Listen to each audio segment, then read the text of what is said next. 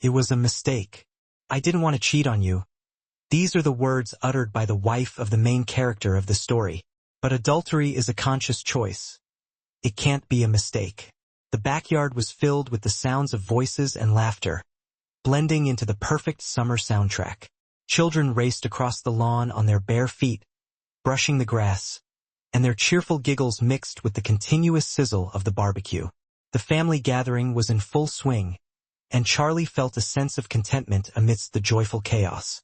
Standing by the grill, he carefully flipped the burgers, feeling the heat from the fire and the late afternoon sun warming his face.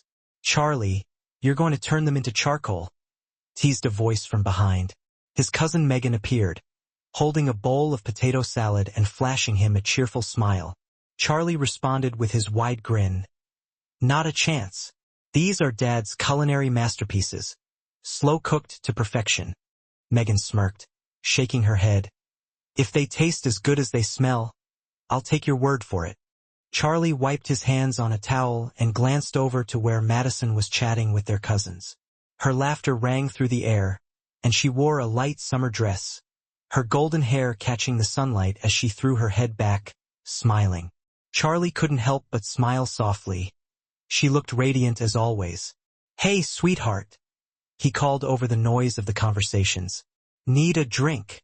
Madison turned slightly, holding an almost empty wine glass in her hand. Her eyes were already a bit hazy from a few rounds of drinks. "I'm good for now," she replied, flashing him a quick smile before returning to the conversation. Charlie shrugged, not thinking much of it. Madison had always been the more social one, and if anyone needed to unwind, it was her. Family gatherings were their annual chance to let everything go, and she was simply enjoying the moment. Charlie checked the steaks on the grill again. He noticed his younger brother, Alexander, approaching with a glass of whiskey in hand and a slight unsteadiness in his step. It was his third or fourth drink of the day, but that didn't surprise Charlie. Alexander had always been more carefree, his energy a sharp contrast to Charlie's more reserved nature. "These burgers are worth the trip, man," Alexander mumbled, giving Charlie a rough pat on the back. Charlie smirked, gripping the grill spatula a bit tighter.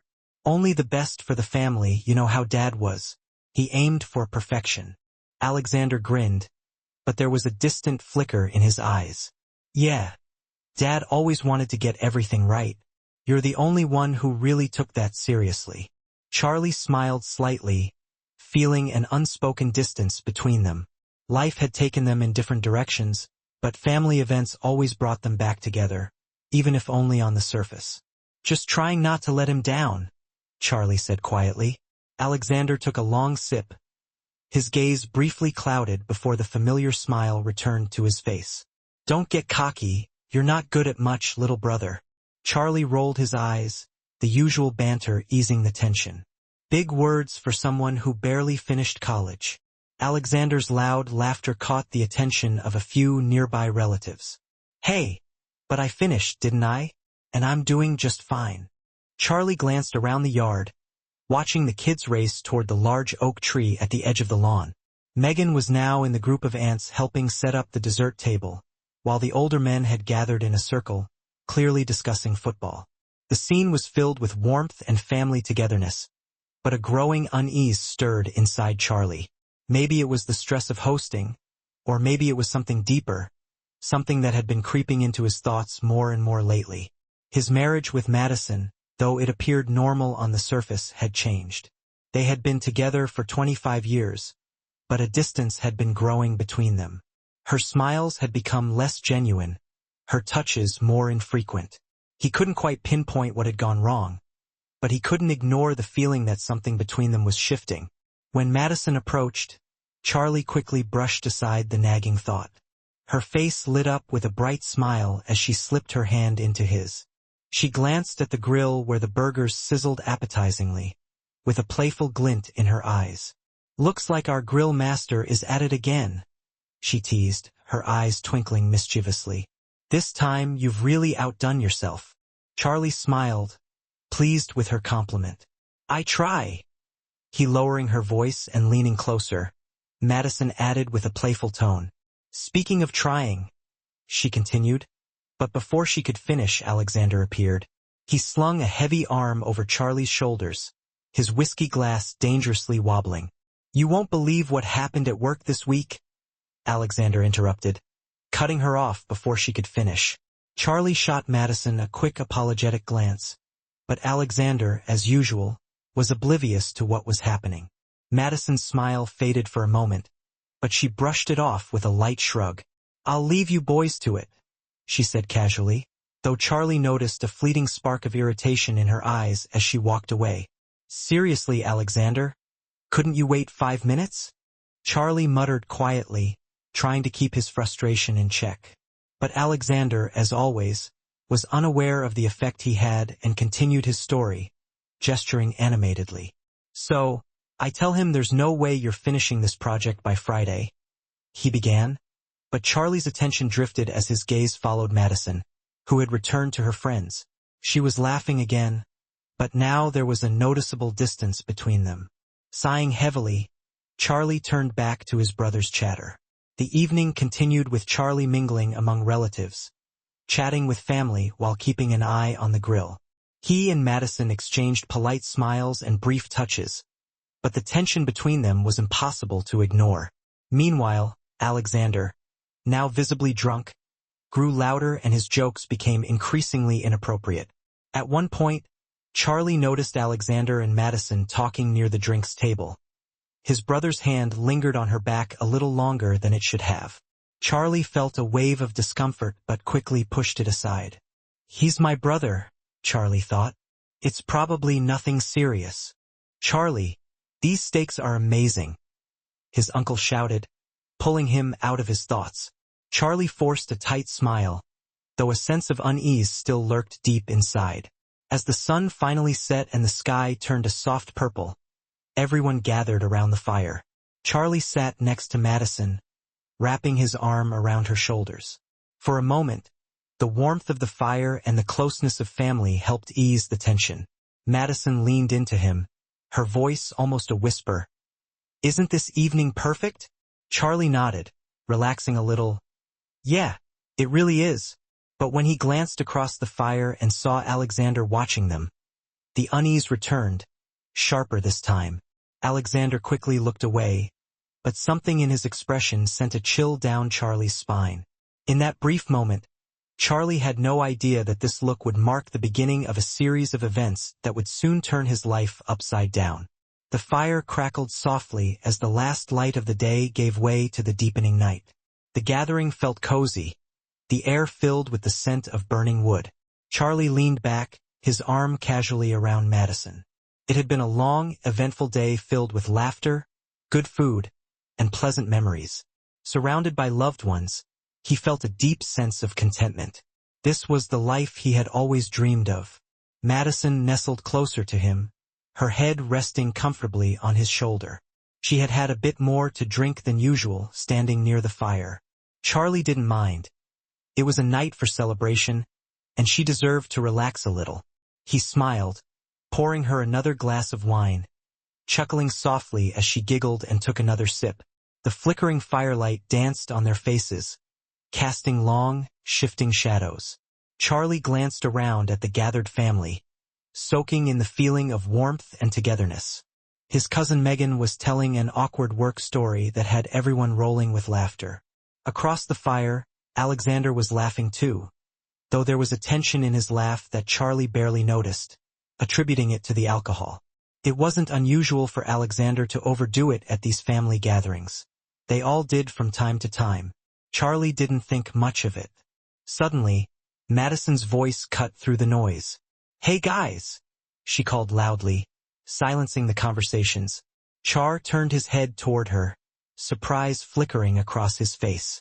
Madison's cheeks had flushed from the wine, and she swayed slightly as she stood up.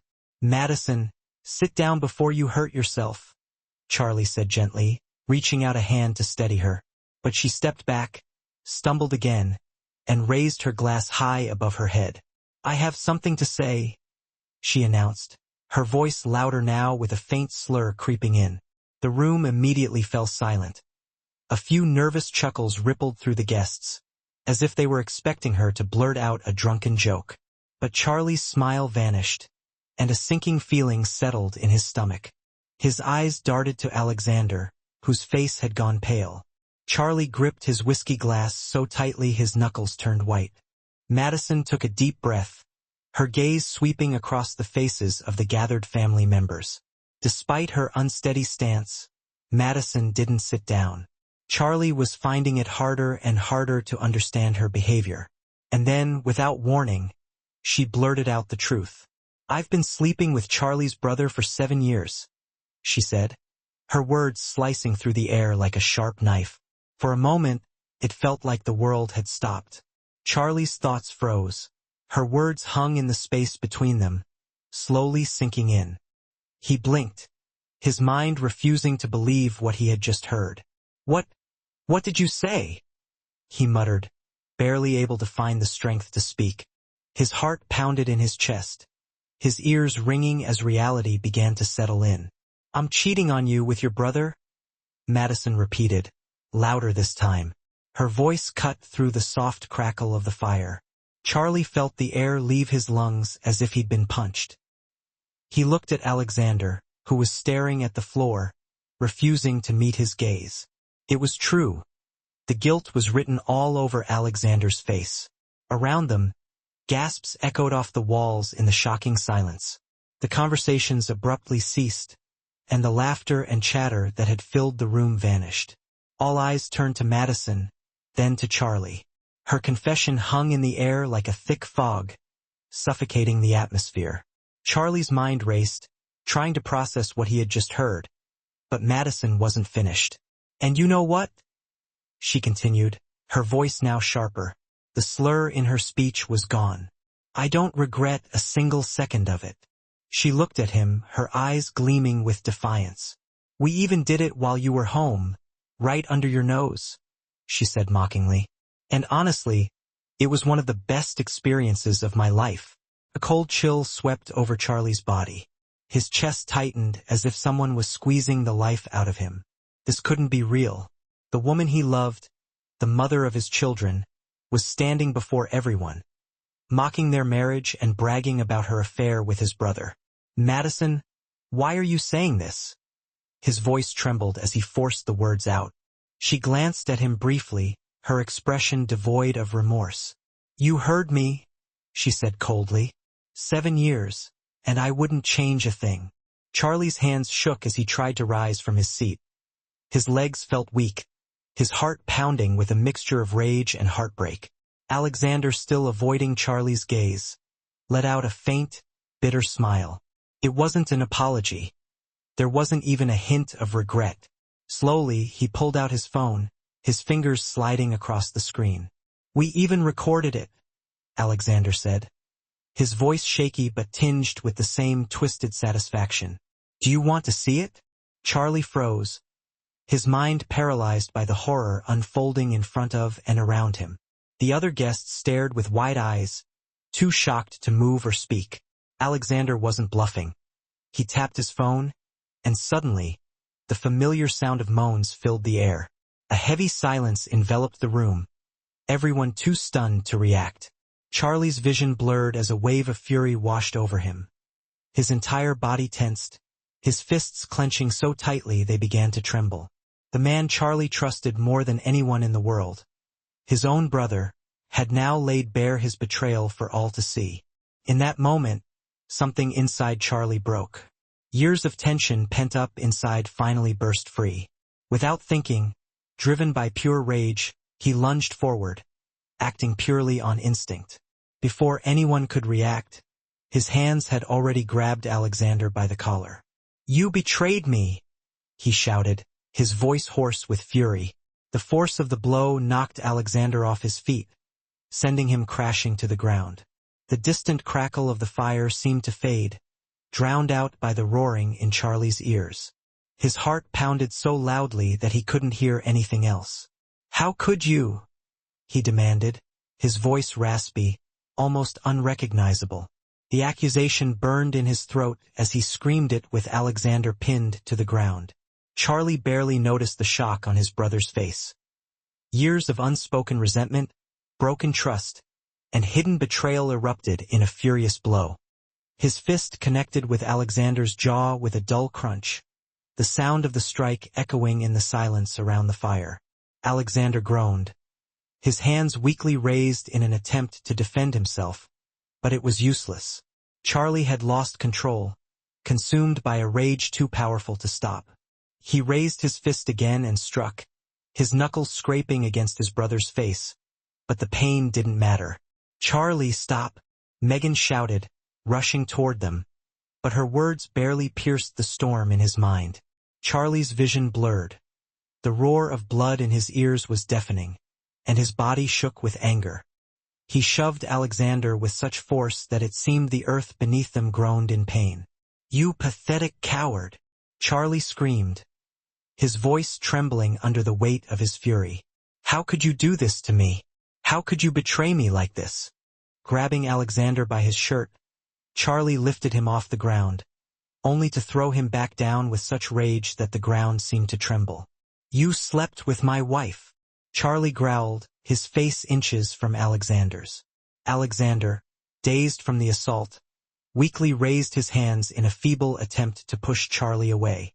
I'm sorry," he mumbled, but the words were empty, devoid of any real remorse. Charlie heard the cowardice in his voice. He knew Alexander wasn't truly sorry. Madison stood a few steps away, her face pale, the defiance in her eyes replaced with emptiness. She made no move to intervene, said nothing. Around them, family members were frozen, some in shock, others turning away, unable to watch what was unfolding. The crackling of the fire mixed with muffled gasps of disbelief from the onlookers, but no one dared to step in. Alexander writhed under Charlie's grip, his lips split, blood streaming from his nose. He coughed, his voice barely audible, broken by pain and fear. "Charlie, please stop." But Charlie no longer cared about his brother's pain. All that mattered was justice, punishment for the 7 years of lies and betrayal that had happened behind his back. "This is your punishment," Charlie growled, his breath heavy and ragged. He raised his fist again, ready to strike, but a voice stopped him. "Charlie, stop!" Madison's voice trembled, filled with terror, as she stumbled toward them. Her eyes were wide with fear. The bravado she had shown earlier was gone, replaced by sheer panic. Her hands shook, and she could barely stand. Slowly, Charlie turned to her, his chest heaving with the effort. "You!" he hissed, his finger trembling as he pointed at her. "This is your fault. You've destroyed everything." Madison recoiled, her face turning deathly pale. Tears streamed down her cheeks. "I didn't," she began, but Charlie rudely interrupted her. "Don't you dare try to justify this," he shouted, his voice trembling with emotion. "Do you think a simple sorry can fix everything?" Madison covered her face with her hands, her body shaking under the weight of her actions. "Charlie, please," she whispered. "I never wanted." Charlie waved his hands in frustration, no longer able to contain his anger. "Never wanted what?" he yelled. "To destroy our family? To throw away 25 years of marriage for this?" He furiously pointed to Alexander, who was lying on the floor, gasping for breath. "I was drunk," Madison whispered, trying to explain, but her voice broke. She stepped forward, reaching out to Charlie, but he recoiled, his face twisted with disgust. "Being drunk excuses you?" Charlie spat with contempt. 7 years, Madison, 7 years behind my back with my own brother." His voice shook under the weight of the betrayal. His gaze shifted to Alexander, who had slowly sat up, his face bruised and bloodied. Charlie inhaled sharply, trying to calm himself, but the anger overwhelmed him. "You think this is it?" he growled, glaring at Alexander. "You think a few punches will even the score?" Alexander flinched, wiping the blood from his lips, but he couldn't find the words. The guilt was too overwhelming to speak. With a swift motion, Charlie grabbed Alexander by the shirt, lifting him off the floor. "You ruined everything," he growled through clenched teeth. My marriage, our family, how could you do this to me? Alexander barely managed to speak, his voice barely audible. Charlie, I didn't mean. Shut up, Charlie roared, trembling with rage. You don't have the right to apologize. You can't fix this. Madison, still shaking, reached out again, her voice weak. Charlie, please. Don't touch me, Charlie snapped, turning to her, his eyes blazing with fury. Do you really think you're innocent? You smiled, you laughed, and all the while you were tearing down everything we built. I didn't, Madison gasped, but the intensity of Charlie's glare silenced her. You did this, he shouted, his voice trembling with grief. You threw away everything we had for this. He let go of Alexander, standing over both of them. His fists clenched so tightly that his knuckles bled. But he didn't feel the pain. Do you think your tears mean anything now? His voice was hollow as he looked at Madison, who was openly sobbing, her body racked with uncontrollable sobs. I'm sorry, she sobbed, desperation in every word. Charlie, please, I'm so sorry. Enough? Charlie's voice turned eerily calm, a chill sweeping through the air. Stop. He turned away from her, his gaze shifting to the rest of the family, who stood frozen, horrified by the unfolding scene. No one daring to intervene, he took a deep, unsteady breath. Charlie trembled all over, struggling to contain the raging fury inside. You two deserve each other, he muttered, disdain dripping from every word. His eyes lingered on Alexander for a moment, who sat with his hand pressed to his mangled face. You destroyed everything, and you don't even care. Without another word, Charlie left, his fist still trembling, his heart pounding wildly in his chest. He didn't know where he was going or what he would do next.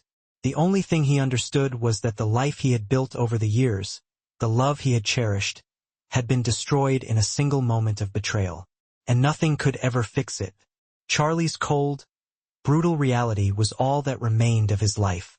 The icy night air whipped against his face as he sped down the highway, the headlights of oncoming cars blurring through the tears that flooded his eyes. The family gathering now felt like a nightmare from another world, but the anger still churned within him, driving him toward a darker place. Thoughts swirled like a storm, his fingers gripping the steering wheel so tightly that his knuckles turned white. This isn't the end, he muttered, his voice barely audible in the silence of the empty car. They will pay for everything. Madison's cruel laughter echoed in his head. Her biting words, spoken in front of everyone at that horrible family reunion, made his stomach turn. But what hurt even more was the memory of Alexander, his own brother, proudly showing humiliating videos as if it were some sick joke. Charlie's heart thundered in his chest, every beat resonating with a single purpose: revenge. He veered sharply off the road into an empty parking lot, slamming the car door shut in a fury. The freezing wind cut through his skin as he paced the desolate lot, his breath ragged in the quiet of the night. Logic had long since abandoned him. He wasn't looking for apologies. Forgiveness wasn't even on the table. No, he wanted to see both of them crushed, broken, the way they had broken him. How could they do this to me? How could they betray me like this? Charlie muttered, pulling his phone from his pocket. He stared at it for what felt like an eternity before an idea began to take shape in his mind. The fog of his rage crystallized into something sharper, far more dangerous. He didn't just want to hurt them. He was going to destroy their lives, piece by piece. The first call he made was to his lawyer. Madison won't get a cent of my money, not a single penny, Charlie declared. Charlie, it's late. What's going on? His lawyer, Daniel, answered in a groggy voice. I want to start divorce proceedings now. Charlie's voice was flat, emotionless. I want her to walk away with nothing, absolutely nothing. There was a pause on the other end of the line. Charlie, calm down. What happened? She's been cheating on me? Charlie spat, his voice dripping with bitterness. For 6 years with my brother. I want her out of my life, and I want her to get nothing. Can you do that? Daniel hesitated before replying. I'm really sorry to hear that, Charlie. We can start the process, but it will take time. We'll need solid evidence. Don't worry, I've got plenty, Charlie replied coldly. The next part of his plan was to invade Alexander's personal life. For years, Charlie had known his brother was careless when it came to protecting personal files and videos. It had been a running joke between them. Alexander's recklessness with privacy was now his downfall. Charlie wasn't a tech expert, but he knew enough. After hours of digging through old emails and forgotten accounts, he finally gained access to Alexander's cloud storage. His stomach twisted as he began downloading the files, his heart pounding with each new video that appeared on the screen. It wasn't just about Madison. Alexander had been reckless, recording his intimate encounters with numerous women, some of whom Charlie recognized as he watched the recordings. A strange detachment began to form within him. It was like watching the complete collapse of his former life unfold right before his eyes. Each file he found only fueled his anger, but at the same time, it gave him something important: control. With these videos, he could ruin Alexander, destroy his relationships, his career, his entire life. "I'll burn it all to the ground," Charlie whispered, leaning back in his chair, his eyes fixed on the screen. "They'll regret crossing me." But having the videos wasn't enough. Charlie wanted them to face public disgrace. He wanted to see them squirm when the truth came out. He wasn't going to let them escape the consequences. The first anonymous letter was sent the next morning, addressed to a carefully selected group of distant relatives. Charlie knew it would spark whispers and rumors, but it was only the beginning. Charlie pressed send, and in his mind, waves of shock began to unfold.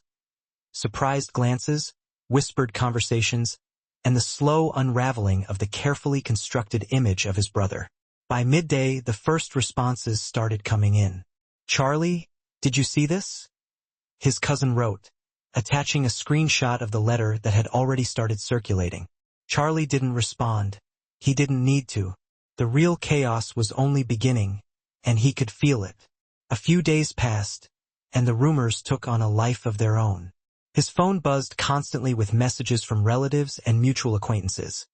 Some expressed concern, others were just curious, but the reaction was unanimous: disbelief. The videos hadn't yet reached a wide audience, but Charlie knew it was only a matter of time. He had sent them to people notorious for being unable to keep secrets.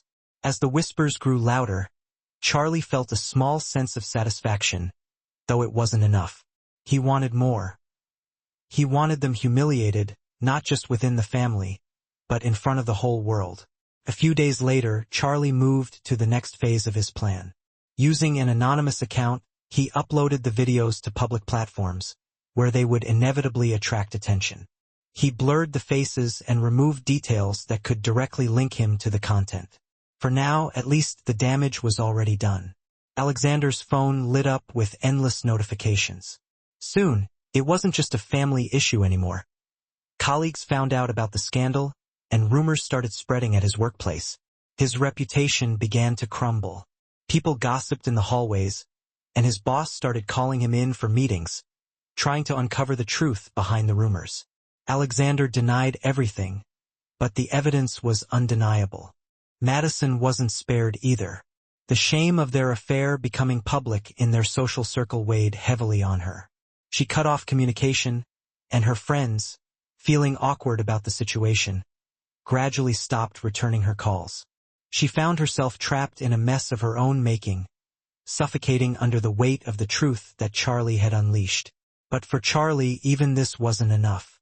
Each time he heard their names, every new rumor about their suffering brought him a fleeting sense of victory, but it was always short-lived. Beneath it all, a fury remained, driving him to go further. One evening, Charlie found himself parked outside Alexander's apartment. The night was bitterly cold, and he watched as lights flickered on inside. He knew Alexander was there, likely trying to piece together the remains of his shattered life. Charlie's phone buzzed again. This time it was a message from Madison. "Charlie, please can we talk? I know I messed up. I'm sorry, just stop."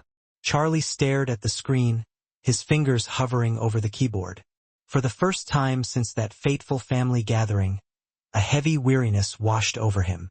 It wasn't from lack of sleep but something deeper, as if his soul had been drained. He didn't reply. Instead, he leaned back in his seat and closed his eyes, letting the cold seep into the car. Revenge had consumed him entirely, and now, for the first time, he wondered what would be left of him when it was all over. 2 months passed, but Charlie's rage didn't subside. Every morning, he woke up with the same bitterness, the betrayal still burning in him as it had on that night at the family gathering. Madison's and Alexander's lives had fallen apart, just as he'd planned. Their reputations were ruined. Friends and family had turned away from them, and Alexander had even lost his job. Yet, despite all of this, Charlie hadn't found peace. Instead, he felt trapped by his own anger, suffocating in it. He had cut himself off from nearly everyone, even those who tried to help. Friends stopped reaching out, and his parents could no longer bear to watch their son spiral into darkness. He rarely left his apartment. His life had devolved into a grim routine of work, drinking, and simmering resentment. One particularly cold evening, after downing several glasses of whiskey, his eyes fell on the empty bottles scattered across the kitchen. His thoughts returned once more to Alexander and Madison, and the familiar fury began to boil inside him, stronger than ever. He knew what he had to do. He had to confront Alexander one last time. Under the influence of alcohol and an unbearable urge to put an end to everything, Charlie grabbed his keys and rushed out of the house, barely pausing to close the door behind him. His car roared down the dark streets, the city lights blurring into streaks as he sped toward Alexander's house. The stillness of the night only amplified the tension in the air. It was that ominous calm that always precedes a storm. One thought dominated Charlie's mind, leaving him oblivious to road signs and dangerous turns as he flew past them. The house Charlie approached looked modest, nothing like what one might expect from a confident man who once lived for his own pleasure. The windows were dark, showing no signs of life, but Charlie knew Alexander was inside. His fist thundered against the door, each knock louder than the last, echoing down the quiet hallway inside. Hesitant footsteps could be heard, and soon the door cracked open, revealing Alexander's pale, stunned face. "Charlie, what the hell are you doing here?" Alexander mumbled, squinting against the harsh light spilling from the hallway. The reek of alcohol and the apartment's mess were apparent. Empty bottles and scattered clothes were everywhere. Alexander's world was crumbling, but that was the last thing on Charlie's mind. "You ruined everything." Charlie burst out, his fury wild and unchecked.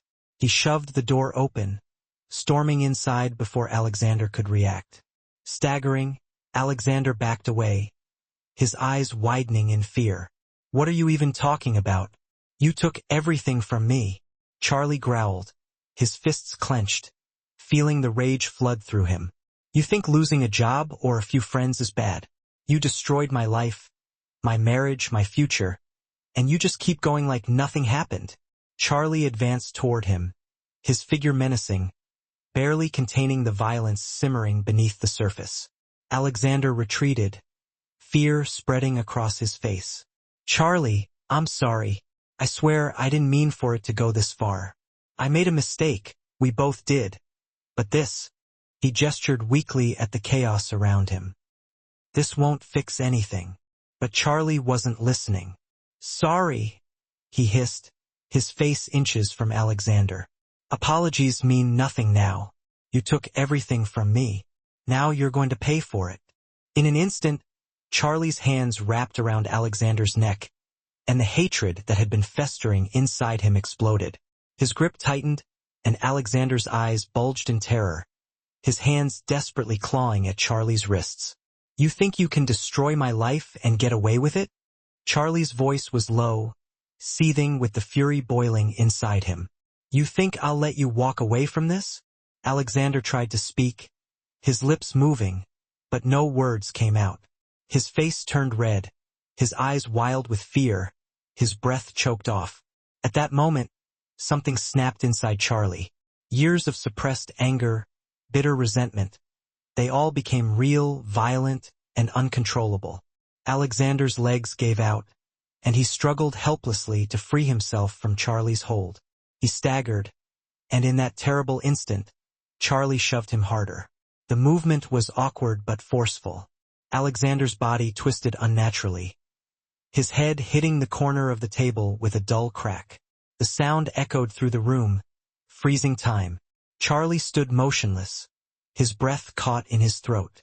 Alexander lay crumpled on the floor, his neck bent at an unnatural angle, blood slowly pooling from his head onto the carpet. The sight overwhelmed Charlie, the weight of what he had done crashing down on him. He stumbled back, his hands trembling uncontrollably, his thoughts spinning in chaos. "No, no, no," he whispered, retreating in panic. This wasn't how it was supposed to end.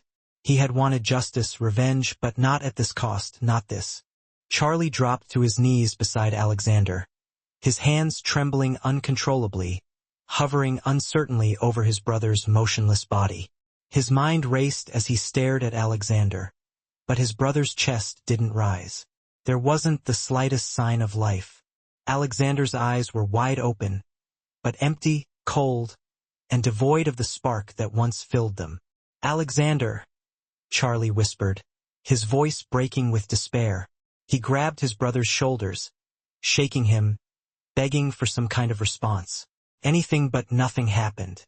The room seemed to close in on him, suffocating with its oppressive silence, broken only by his ragged, heavy breathing. Somewhere in the distance, a voice could be heard, maybe a neighbor, but Charlie couldn't tell. He was trapped in a nightmare, his mind drowning in disbelief. This wasn't supposed to happen, not like this, not now. But suddenly, the piercing wail of sirens sliced through the night, growing louder as they approached. The police had arrived, but it was already too late.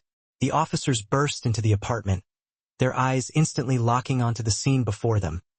Charlie kneeling beside Alexander's lifeless body, his hands covered in blood. "Get up!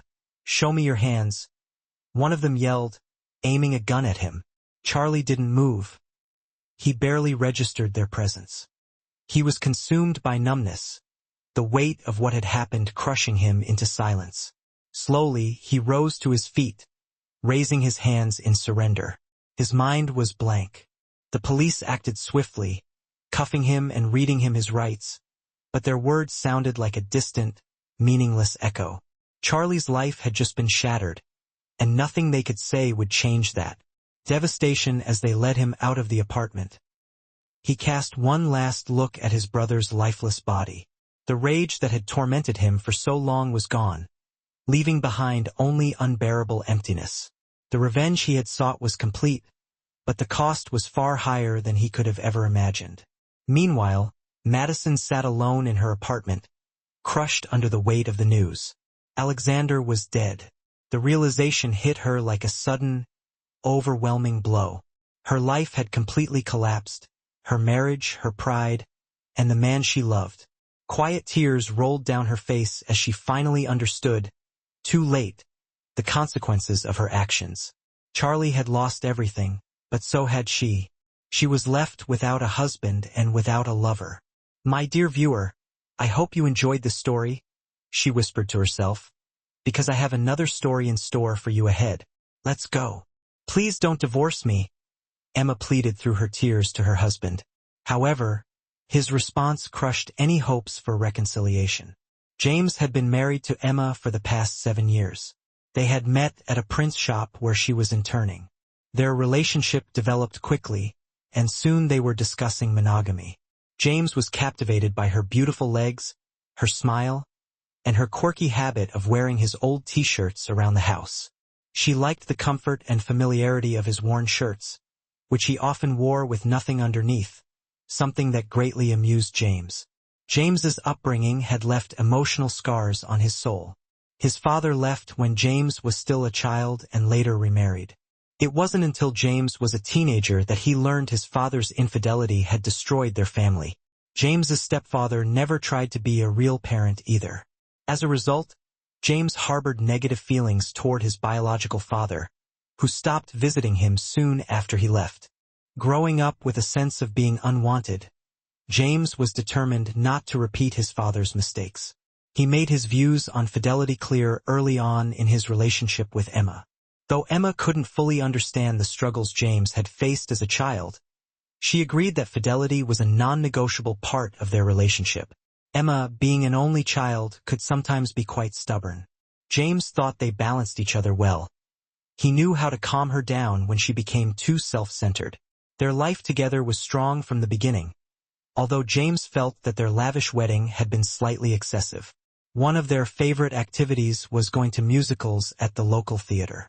They had season tickets, and each theater outing turned into a romantic evening with dinner before the show and dancing afterward. James also enjoyed watching college sports, though professional sports didn't interest him much. James was a professional architect, specializing in urban planning. After earning his master's degree and passing his licensing exam, he became a certified architect. While it sounded impressive, James joked that his job was all about designing space for people and deciding where they'd store their things. Emma worked at a law firm. Mrs. Nancy Simpson, one of the partners, demanded that her female employees be modest, respectable, and moral. As a result, Emma always dressed conservatively, preferring pantsuits. This didn't bother James at all. In fact, he was pleased that other men couldn't admire her legs. One day Emma told James that one of her best friends from school was getting married. The wedding was to take place in her hometown, and the bride's wealthy family had paid for airfare and accommodations for everyone in the wedding party. Most guests planned to stay for a week, but Emma had an important court hearing on Monday, so they planned to leave on Sunday morning. Early Thursday morning, James and Emma headed to the airport. During a layover, James noticed Emma reviewing documents for her upcoming case. He gently teased her, doubting whether she could relax during the trip. Emma assured him she could manage both work and leisure time. After arriving at the resort and checking in, James and Emma went to a restaurant. While Emma was in the restroom, the resort manager approached James. "Good afternoon, senor. My name is Robert. If you need anything, don't hesitate to ask," the man said warmly. Wanting to ease his concerns about Emma's documents, James asked about the security of the room safes. Robert assured him that the resort had a top-notch security system. Cameras were installed throughout the property, and access to rooms was logged in detailed records. He even offered to print out daily reports of activity in their room. That evening, the wedding guests had a meet and greet. James hardly knew anyone there except for Emma. After dinner, the DJ started taking song requests, and people began dancing. James and Emma danced to a few upbeat songs before he began to feel tired. When they returned to their seats, a man approached Emma and asked her to dance. She agreed, but only for the fast songs. James watched as she danced with the stranger and then came back for a drink. Soon, another man invited Emma to dance, and without looking at James, she agreed. Distracted by a conversation about golf, James didn't immediately notice that Emma had disappeared from his sight. He went up to the second-floor balcony to find her and saw her in one of the dance areas, performing moves with her partner to fast music. Just as James was about to go back downstairs, the music changed to a slow melody. He froze, watching as Emma first pulled away from her dance partner. But not seeing James at their table, she allowed the man to pull her closer, and they started swaying to the rhythm of the music. Anger and pain boiled inside James as he resolutely headed towards them to confront Gabriel. "What the hell happened to no slow dances?" he demanded. Emma's eyes widened. "I forgot," she stammered. "I'm sorry." James turned on his heel and headed toward the elevator, throwing over his shoulder, "If you're not in the room in 5 minutes, I'll destroy your court documents." Emma hurried to gather her things and barely made it to the elevator before the doors closed. In their room, she tried to apologize again, saying she might have had too much to drink. But James didn't believe a word she said. "Nonsense," he responded coldly. "Get out of my sight." That night, he slept on the couch, consumed by anger and a sense of betrayal. The next morning, he and Emma barely exchanged words over breakfast. James told her he was going to play golf with the other guests. Emma said she planned to go shopping before they parted ways. James reminded her that they needed to be back at the hotel by 5 o'clock to help with the preparations for the rehearsal dinner. During the golf game, James's partner, Michael, called his wife to check on how the shopping was going. Hearing this, James decided to call Emma. When she didn't answer, he left a message. A little while later, Emma called back. "Hi, honey. How's the shopping going?" James asked casually. "We just got back," Emma replied. "I see you called. Yeah, we were a bit delayed on the course, so I thought I'd check in." James explained, "I must have missed your call. You know how noisy those shopping malls can be." "The taxi just dropped us off," Emma said. "Will you be back soon?" James asked. "I'll be there in about an hour or so," Emma answered. "See you then." As James was heading back to the hotel on the shuttle, he received a message that the activity log for his room was ready at the front desk. Out of curiosity, he picked up the envelope and skimmed through the report. The entries for the previous night seemed normal, but today's didn't match the movements of either James or Emma. Concerned, James approached the manager, Robert, and asked to review the surveillance footage. They saw Emma leaving in the morning for shopping. The cameras captured her returning around noon to drop off the shopping bags, but just a few minutes later, she left the room again. This time, she was wearing only a long men's t-shirt. "Can you follow her?" James asked. Robert obliged, and the footage tracked Emma's path through the resort. James's fists clenched when he saw her enter another guest's room, room 400. Time seemed to stop as James stared at the closed door, wishing this were a mistake. About 2 hours later, Emma emerged. Her hair was disheveled. James felt sick as he watched her quietly return to their room, change her clothes, and throw the t-shirt into the hallway trash can before leaving again. James sat in shock, his world falling apart before his eyes. Robert, realizing the gravity of the situation, quietly printed screenshots of the compromising footage. With trembling hands, James took the envelope. "Is there anything else I can do for you, sir?" Robert asked softly. James nodded, his voice hollow. "The t-shirt she threw away, can you get it for me?" 15 minutes later, he had the shirt. When James saw it, he understood why Emma had disposed of it. He put the shirt in a plastic bag and hid it in his jacket, not wanting Emma to know he suspected anything. When James entered their room, Emma greeted him cheerfully. "Hello, darling. Do we have time to have a little fun before the rehearsal?" She purred suggestively. The thought of intimacy with her after what he had just learned made James shudder. He muttered an excuse about an upset stomach and slipped into the shower, needing time alone to process everything. As they prepared for the rehearsal dinner, Emma noticed that James seemed to be in a bad mood. "Maybe I can cheer you up tonight," she suggested, winking. "Unlikely," James responded coldly. Emma looked stunned but didn't push further. Throughout dinner, James silently simmered with rage. He noticed that the man Emma had danced with the previous night now avoided eye contact with him. James also learned that the occupants of room 410 were William and Jennifer Miller, old school friends of Emma's. After dinner, the music began again. "Will you dance tonight, darling?" Emma asked hopefully. "No, neither of us will be dancing tonight," James said firmly. "But I want to dance," Emma pouted. "Sorry, dear. I told you last night that I didn't want a slow dance, and you completely ignored me," James reminded her. Annoyed, Emma left their table to mingle with other guests. James noticed that she seemed to be avoiding William Miller, every now and then glancing at James as if checking whether he was watching her. After a couple of hours, Emma returned to their table. "A few of us are going to the jacuzzi. Do you want to join?" she asked. "We're not going," James said evenly. "Our evening is over. Pack your things. We're leaving." "What's wrong with you, Emma?" she snapped. "I'm going to the jacuzzi." James shot her an icy look. "I said pack your things and we're leaving." Something in his expression made Emma freeze. Without another word, she gathered her things and followed James to the elevator. Once they were back in their room, she turned on him in fury. "What's your problem? What's gotten into you?" she demanded. "It's not what's gotten into me," James growled. "I'm just curious how many more times you'll offer me scraps after someone else." The blood drained from Emma's face. "Oh God! How did you find out?" James cut her off by flinging open the glass balcony door. "Shut up!" he snarled, taking a menacing step toward her.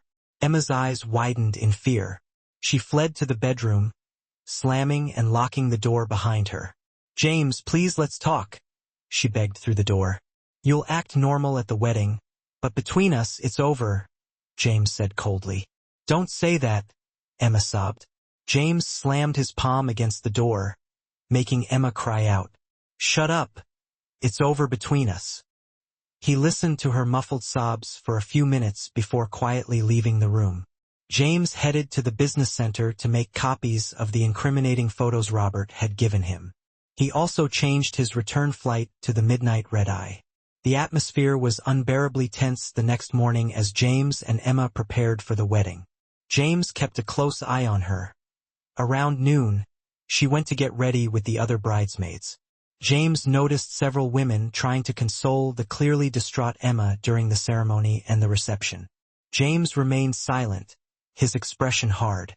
When Emma cautiously asked if they would be dancing that evening, he replied with biting sarcasm, "Yes, all the way to rock bottom.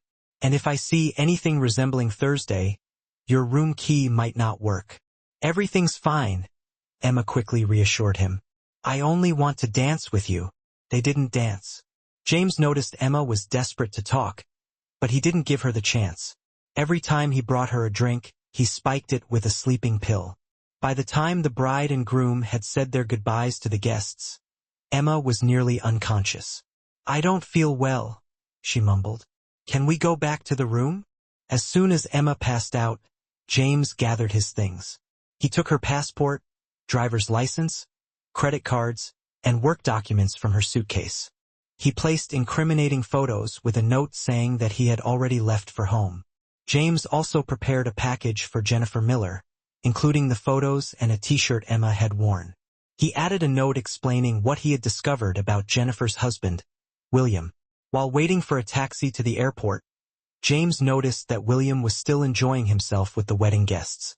James approached him and handed him the package. "William, I hope your divorce will be the most painful in history," he said coldly. "You'll be looking over your shoulder for a long time.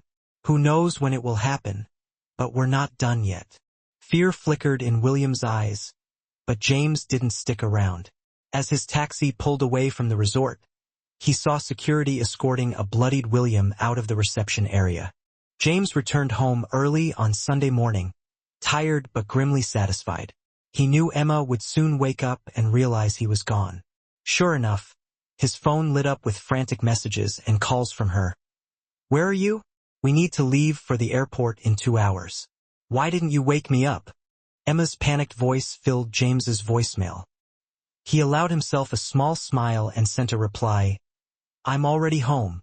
Your passport, license, credit cards, and court documents are on the kitchen table. I won't be here when you return." Emma's next message dripped with venom. "You're insane. I'm stuck here. I need to be in court tomorrow morning." Unable to resist twisting the knife further, James replied, "So sad you weren't part of my plans. Will you survive this?" "Oh wait, of course you will. You were everywhere on Friday afternoon." Then he sent the incriminating photos to Emma and also shared them with the entire wedding party and Emma's parents. The next voicemail was barely intelligible through her sobs. "I can't get help with my passport until tomorrow," Emma whimpered. "Oh God, she's going to fire me. Please help me do something." James deleted the pathetic message without responding. Hours later, he received another message from Emma. "She suspended me without pay for a month. She didn't say anything about the photos." James retorted, "Lost your husband, wrecked your career, lost the respect of your friends and family, all for a little fun. What a shame. When you said you wanted to unwind, I never imagined you must have shown me." "Please, James, no divorce," Emma begged. "When can we talk?" Her pleas only fueled James's rage. "It's easy to profess love when you've ruined everything for yourself." He sneered, "I'm turning off my phone. If you can get here in 30 minutes, I'll listen to what you have to say." True to his word, James turned off his phone. He knew Emma had no way of getting there that quickly. He had no intention of listening to her excuses or giving her a second chance. The next day, James started looking for a new place to live. He found an inn close to work that had availability for the next 3 weeks. The innkeeper, Margaret, seemed a bit reserved, but James liked the place. It had a hot tub and garage parking. Settling into his temporary home, James began to learn more about Margaret. She was a widow nearing her 60th birthday with 2 grown daughters. One lived far away, and the other, Amelia, lived nearby with her young daughter.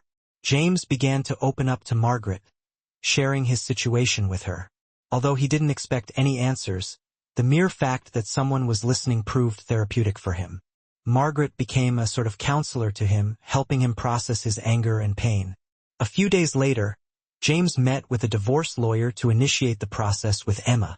The lawyer quickly filed the papers and planned to serve them to Emma on Thursday. James also began moving his assets to protect them. Emma continued to leave desperate voicemails and send text messages. James mostly ignored them, but eventually agreed to meet her for dinner on Thursday evening. When they met, Emma immediately began pleading. "James, I don't want a divorce," she said in a trembling voice. "There has to be some way for you to forgive me. What do I need to do?" "Emma, I've been firm for the last 6 months," James said, his voice steady. "We are not getting back together." But she begged, "I want you," tears welling up in her eyes. At that moment, Amelia, sitting nearby, decided to intervene. "There are hundreds of women in this town who would dream of being with James," she said, speaking directly to Emma. "He could live a long and happy life with any one of them, but he won't be able to live a long and happy life with you because he won't be able to trust you." Amelia continued, her voice filled with both empathy and determination. "You say you love him, but how can you torment this man, making him doubt what you're doing and why?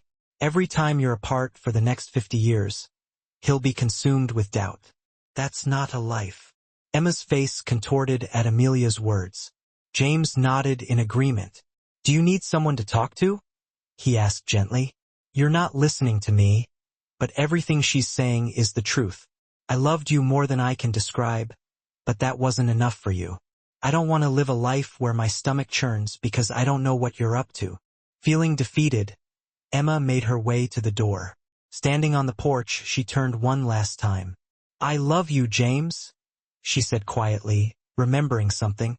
James pulled out an opened envelope and said, "Here, take this."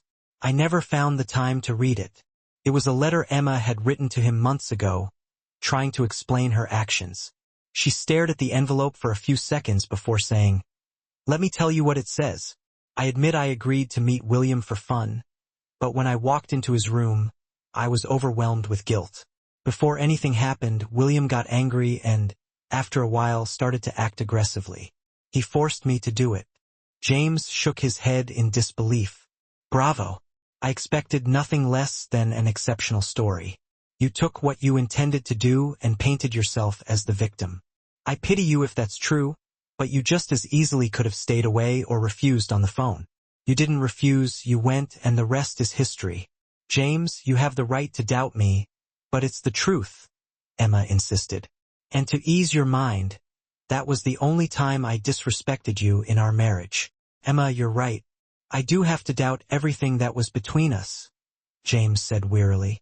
"It seems you were so close to sparing us this pain, but you didn't. It's time for you to go." After Emma left, Amelia turned to James. "I think she's telling the truth," she said quietly. "Maybe a stronger man could forgive her." James nodded. "I know, but I can't be that man." "How long do these conflicting emotions last?" Amelia asked. "I'll let you know when I'm done," she replied with a sad smile. Over time, James began to feel that he and Amelia were growing closer. At first, they started dating casually, both wary of rushing into new relationships too quickly. But in each other's company, they found comfort and understanding. 7 months after his divorce from Emma was finalized, James received an invitation to her wedding. This news stirred unexpected emotions in him. That evening, over dinner with Amelia and Margaret, he shared the invitation. "Oh," Amelia softly said after reading it. Well, there it is. You've been officially replaced. James nodded, his expression clouded. It just stirred up feelings I didn't even know I had, he admitted. Amelia flipped the invitation and read aloud. James, I intend to be the most faithful and loving wife the world has ever known. Emma, well, she'll be the second after me, Amelia said with a wry smile. Whoever chooses me will get the most faithful and loving wife the world has ever known. And by the way, we're not going to her wedding. There was a moment between them, full of unspoken meaning. Then James cleared his throat and asked, Any suggestions? Amelia's eyes sparkled. No, but I'm starting to lose patience. I have my eye on someone, he's just over 30, but he still lives with my mom. He probably has unresolved issues. Don't you think? James laughed but then grew serious. He called Amelia's daughter, Olivia, into the room. Olivia, I'm thinking of asking your mom to spend more time with me. What do you think about that? The girl thought for a moment. Mom smiles when she sees you, she said without much emotion. Grandma smiles when she sees you too. She waits by the window and says, James has come home. Amelia and Margaret exchanged glances, holding back laughter. James continued, Well, I thought I'd spend more time where you live. That won't upset Grandma, will it? Margaret intervened. Sweetheart, I'll see you just as often as always. I'm sure James and your mom will make sure I won't be lonely. James, will you read me bedtime stories? Olivia asked hopefully. Anytime, dear, James promised. Taking a deep breath, he reached into his pocket and pulled out a small box, dropping to one knee. He opened it to reveal a ring. Amelia, will you marry me? Tears of joy filled Amelia's eyes. Yes, she said, embracing James and holding him close. The next day, James moved his belongings from Margaret's house to Amelia's. As they settled into their new life, James and Amelia worked on overcoming past hurts and insecurities. They agreed never to attend parties alone to avoid misunderstandings and jealousy. Their wedding was a joyous event, with Olivia as the charming flower girl. James refrained from sending Emma a wedding announcement, choosing instead to focus on his future with Amelia and Olivia. Over time, James and Amelia's relationship deepened. They supported each other as they blended their families and navigated co-parenting with Amelia's ex-husband, Charles, during custody exchanges. James and Olivia became best friends. He read her bedtime stories, and she showed him her intricate doll houses. 3 years after their wedding, James and Amelia decided to grow their family. They had a baby boy, and Olivia became a caring big sister. Despite all the ups and downs, James and Amelia remained devoted to each other, learning important lessons about trust, communication, and forgiveness from their past. As for Emma, she divorced 8 months after her own wedding, caught once again in an affair, this time losing everything. My friend, and this is the end of the story.